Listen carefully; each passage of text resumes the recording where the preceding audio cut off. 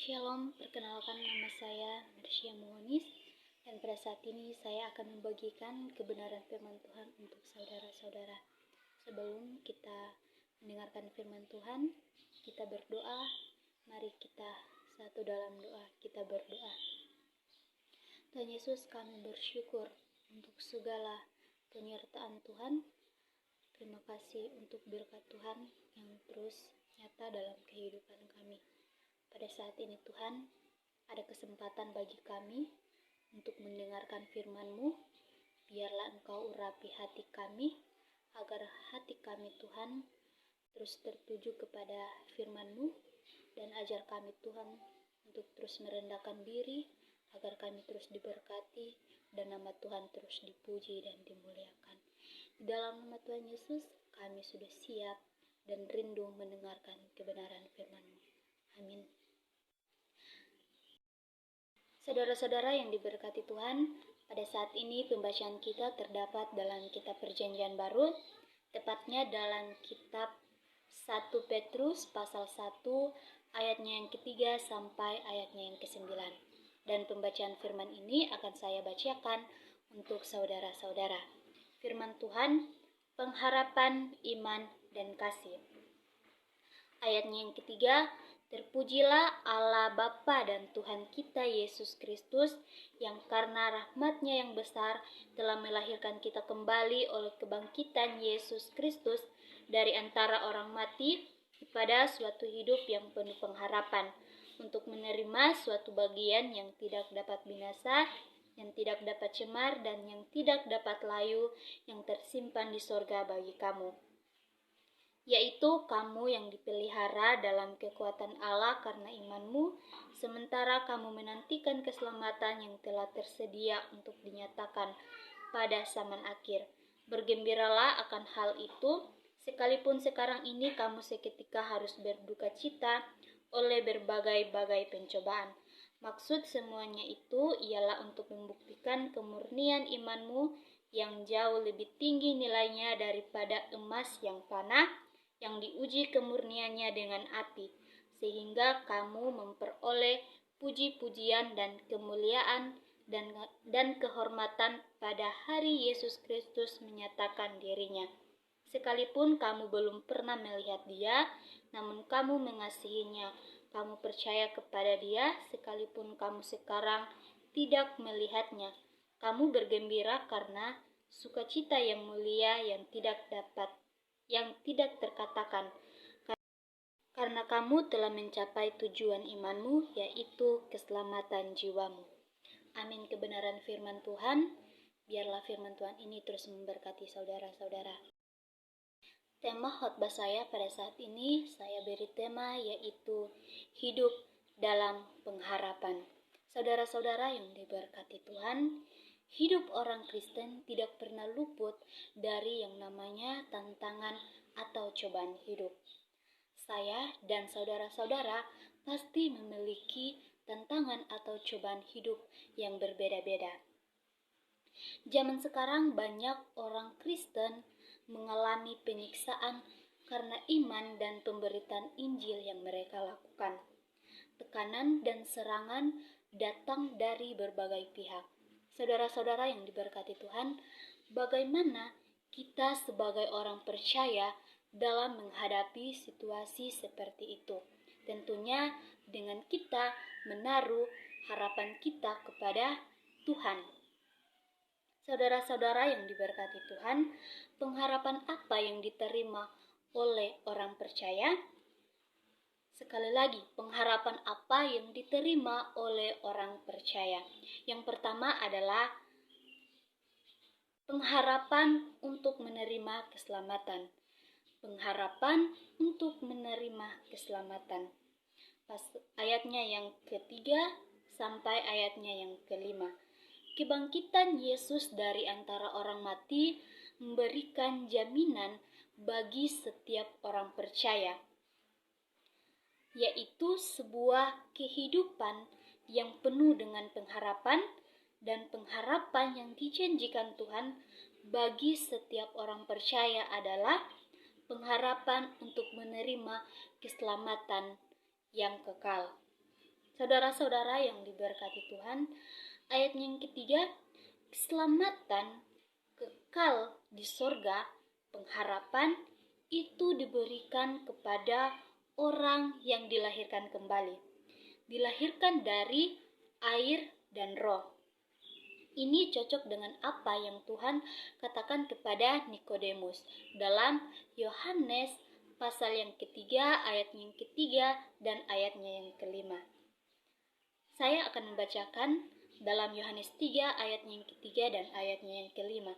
Firman Tuhan ayatnya yang ketiga, Yesus menjawab katanya, "Aku berkata kepadamu sesungguhnya jika seorang tidak dilahirkan kembali, ia tidak dapat melihat kerajaan Allah." Ayatnya yang kelima, jawab Yesus, "Aku berkata kepadamu sesungguhnya jika seorang dilahirkan dari air dan roh, ia tidak dapat masuk ke dalam kerajaan Allah." Saudara-saudara yang diberkati Tuhan, jadi kerajaan sorga, hidup kekal yang Tuhan sediakan, itu diberikan kepada orang yang dilahirkan kembali. Air di dalam ayatnya yang kelima dalam Yohanes ini berarti adalah firman Tuhan. Roh berarti adalah Roh Kudus. Saudara-saudara yang dikasihi Tuhan, setiap kita harus memastikan diri kita bahwa kita telah dilahirkan kembali. Pengharapan hidup kekal tidak diberikan kepada semua orang Kristen, tetapi diberikan kepada orang yang telah mengalami kelahiran kembali. Ayat yang keempat, ini adalah sebuah janji untuk menerima suatu bagian yang tidak dapat binasa, yang tidak dapat cemar, yang tidak dapat layu, yang tersimpan di sorga bagi kamu. Saudara-saudara yang dikasihi Tuhan, ini adalah janji yang paling indah yang Tuhan janjikan kepada kita. Tuhan tidak menjanjikan harta dunia. Tuhan tidak menjanjikan kita kenikmatan duniawi. Mengapa? Karena kenikmatan duniawi itu dapat binasa, dapat cemar, dapat layu, dan itu hanya bersifat sementara. Tetapi saudara-saudara, Tuhan memberikan kepada kita bagian yang tidak dapat binasa atau yang hanya bersifat sementara. Tetapi itu adalah bagian yang kita terima dari kerajaan sorga, yaitu bagian yang tidak dapat cemar, yang tidak dapat binasa, yang tersimpan di sorga bagi kamu. Ayat yang kelima, yaitu kamu yang dipelihara dalam kekuatan Allah karena imanmu, sementara kamu menantikan keselamatan yang telah tersedia untuk dinyatakan pada zaman akhir. Saudara-saudara yang diberkati Tuhan, itu adalah keselamatan itu sendiri yang tidak dapat binasa, yang tidak dapat layu, yang tersimpan di sorga bagi kamu. Itu sebabnya keselamatan bagi orang percaya adalah sesuatu yang pasti. Keselamatan itu adalah sesuatu yang pasti. Keselamatan itu bukan mudah-mudahan, tetapi pasti. Kita mendapat pengharapan hidup kekal dalam kerajaan sorga. Saudara-saudara yang diberkati Tuhan, pengharapan yang kedua yang diterima oleh orang percaya adalah pengharapan untuk tetap bersukacita meski dalam pencobaan. Ayat yang ke-6 sampai ayatnya yang ke-8.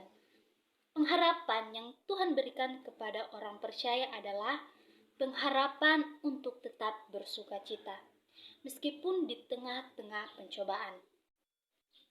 Teman-teman, saudara-saudara yang diberkati Tuhan, ayatnya yang ke-6 dan ayat yang ke-6 sampai ayatnya yang ke-8 ini mengingatkan kepada kita bahwa meskipun keselamatan itu sudah pasti, meskipun Tuhan berjanji untuk memelihara kita dengan kekuatan tangannya, tetapi itu tidak berarti bahwa kita tidak mengalami pencobaan.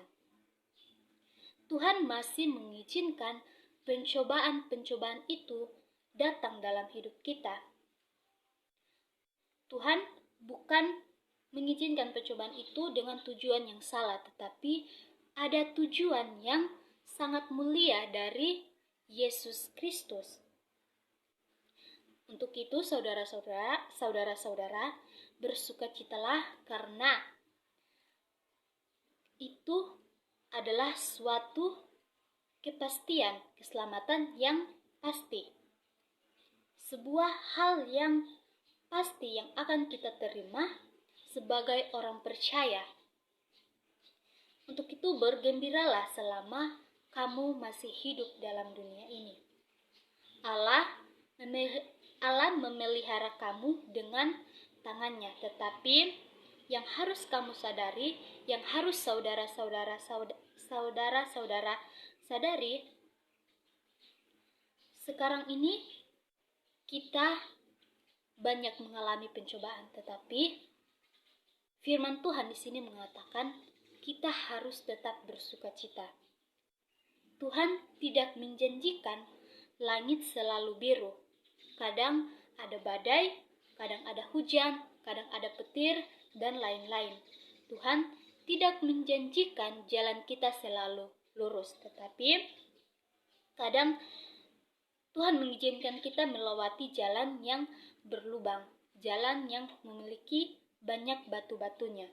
Tetapi itulah yang menjadi kita kuat dalam menjalani pencobaan ini. Kita tetap bisa bersukacita meskipun Tuhan izinkan pencobaan itu menimpa kita. Bertahanlah dalam pencobaan adalah bukti bahwa kita mengasihi Tuhan. Bertahan dalam pencobaan adalah bukti kita mengasihi Tuhan. Saudara-saudara yang diberkati Tuhan, pengalaman hidup saya di mana saya mengalami berbagai banyak cobaan sebelum saya masuk dalam kuliah teologi. Saya merasa bahwa ketika saya masuk dalam kuliah teologi, saya merasa bahwa hidup saya akan aman dari yang namanya masalah, aman yang dari namanya cobaan. Tetapi teman-teman yang diberkati Tuhan, cobaan datang silih berganti. Tetapi saya merasakan penyertaan Tuhan yang begitu luar biasa dalam hidup saya, sehingga saya boleh bertahan dalam cobaan yang saya alami. Untuk itu saudara-saudara yang diberkati Tuhan, dari pengalaman saya ini membuktikan bahwa ketika kita benar-benar bertekun dalam cobaan, meskipun kita tidak pernah melihat Tuhan, tetapi kita merasakan pertolongan Tuhan benar-benar terjadi dalam proses kehidupan kita. Ini membuktikan bahwa kita mengasihi Allah melalui ketekunan kita dalam menghadapi cobaan demi cobaan. Saudara-saudara yang diberkati Tuhan, dalam situasi sulit seperti apapun, kita jangan pernah putus asa, sebab ada pengharapan bagi kita, bagi setiap orang percaya, yaitu pengharapan untuk menerima keselamatan dan pengharapan untuk tetap bersukacita dalam pencobaan. Untuk itu saudara-saudara yang diberkati Tuhan, kiranya kebenaran firman ini bisa memberkati saudara-saudara, dan biarlah saudara-saudara tetap tekun dalam cobaan. Amin. Kebenaran firman Tuhan. Mari kita satu dalam doa, kita berdoa. Tuhan Yesus, kami bersyukur karena berkat penyertaan Tuhan sehingga kami boleh bersama-sama belajar kebenaran firman Tuhan. Biarlah kebenaran firman Tuhan ini Tuhan tidak berlalu begitu saja, melainkan bisa mendapat tempat dalam hati kami, dan tentu Tuhan kami boleh praktekkan dalam kehidupan kami, dan biarlah Tuhan kami terus mengandalkan Tuhan dalam kehidupan kami. Terima kasih Tuhan, di dalam nama Tuhan Yesus kami berdoa. Amin.